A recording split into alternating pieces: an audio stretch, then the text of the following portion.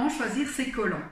Avec l'approche des journées plus fraîches, nous avons toutes envie de porter des collants, mais comment les choisir et comment les associer? Éclairage dans cette vidéo où je vous donne 3 clés pour vous aider à choisir vos collants. Bienvenue sur cette chaîne Allure et Communication, le meilleur endroit pour parler style, tendance, code vestimentaire pour vous aider à y voir clair. Hello tout le monde, c'est Jo, j'espère que vous allez bien, je suis ravie d'être avec vous aujourd'hui. Alors les collants existent sous 2 catégories, les unis et les fantaisies. L'épaisseur des collants est déterminée par les deniers. Un 10 deniers par exemple, c'est très fin. Un 40 deniers, c'est un bas semi-opaque. Au-delà de 50 deniers, c'est un bas opaque. Plus le bas est opaque et épais, plus il est chaud et résistant. Pour ce qui est des bas fantaisie, il y a une multitude de couleurs, une multitude de motifs qui nous permettent évidemment d'avoir une allure très fantaisie et très créative. Tout le challenge sera bien sûr d'associer ces bas avec la tenue. Donc dans cette vidéo, je vous donne quelques conseils par rapport à 3 catégories de bas. La première catégorie, ce sont les bas très fins et fins. Et donc ils sont idéaux pour une personne qui a un style classique élégante.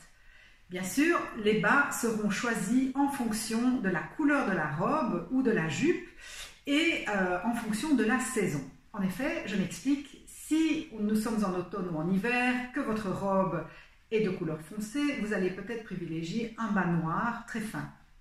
Si vous n'aimez pas le noir, vous pouvez choisir un bas marron qui sera plus chaud sur la jambe. Choisissez-le toujours avec du lycra pour éviter l'effet accordéon sur la cheville. Par contre, si nous sommes au printemps et que vous portez une robe claire avec des chaussures claires, vous allez privilégier un bas fin de couleur invisible. Alors, cette couleur invisible, c'est très différent du bas couleur chair. Le bas couleur chair aujourd'hui, on ne l'aime plus beaucoup parce qu'il a tendance à donner une couleur un peu orangée jaune à la jambe, ce qui n'est pas très flatteur, et en plus ça donne un côté un peu vieillot. Donc je vous conseille, quand vous avez des tenues claires au printemps, plutôt d'aller vers un bas invisible très fin. La deuxième catégorie, c'est un bas opaque et fantaisie. Et là, il vous conviendra parfaitement si vous avez une allure plutôt, un style plutôt moderne, actuel, et que vous êtes sensible aux tendances. Et là, vous allez apprécier bien sûr de casser le style un peu classique d'une robe noire avec un bas qui sera un peu fantaisie, qui sera apluti, qui sera éventuellement résille. Et vous allez aimer associer les styles pour avoir toujours une allure très dynamique et tendance. Alors le bas résille, il est vraiment très à la mode, je dirais, il est très tendance. On l'a fait sortir du vestiaire de la danse parce qu'à l'origine il était réservé aux danseuses.